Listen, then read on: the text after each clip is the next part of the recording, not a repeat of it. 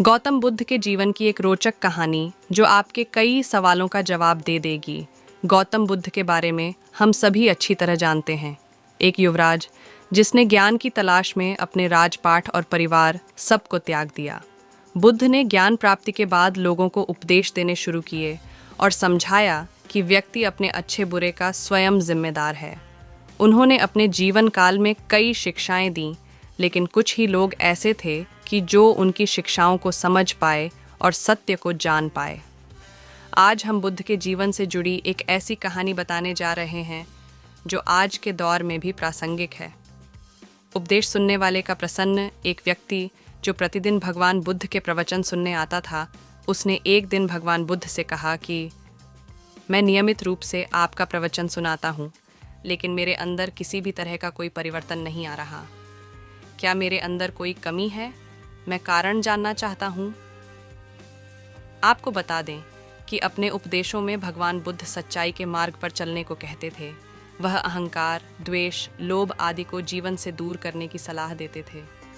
खैर, उस व्यक्ति की बात को सुनकर बुद्ध भगवान को किसी भी तरह का आश्चर्य नहीं हुआ, क्योंकि सभा में बैठे बहुत से लोगों की स्थिति वैसी ही थी।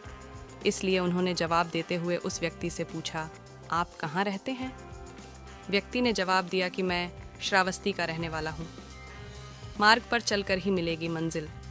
पहले सवाल का उत्तर मिलने के बाद भगवान ने फिर पूछा, तुम अपने गांव कैसे पहुँचते हो? उस व्यक्ति ने उत्तर दिया कि वो कभी बैलगाड़ी और कभी घोड़े में बैठकर अपने गांव तक पहुँचता है।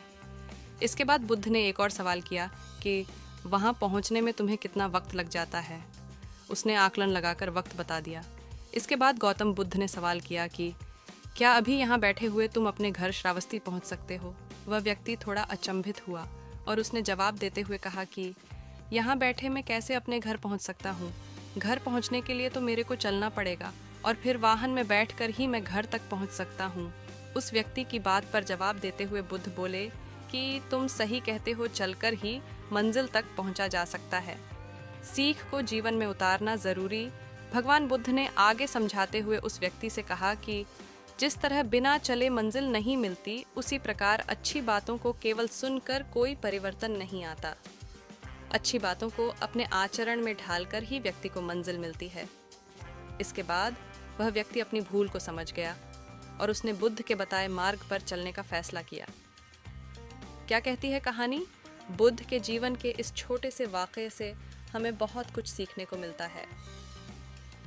ऐसा नहीं है कि आज के दौर में उनकी शिक्षाओं के बारे में कोई जानता ना हो, और ना ही ऐसा है कि आज के समय में ऐसे लोग ना हों जो सही मार्ग पर चलने के उपदेश देते हैं। लेकिन सवाल यही है कि शिक्षाओं पर चलने के लिए कौन तैयार होगा? ज्ञान सार्थक तभी होता है जब उसे व्यवहार में भी लाया जाए। यदि आज भी हम हमारे मनीषियों की शिक्षाओं पर चलने को तैयार हो जाएं, तो जीवन में सार्थक परिवर्तन अवश्य आ सकते हैं।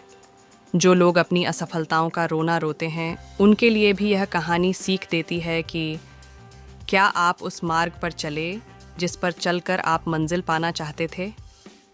दोस्तों, अगर वीडियो पसंद आए तो वीडियो को लाइक करके चैनल को सब्सक्राइब करना ना भूलिएगा। धन्यवाद।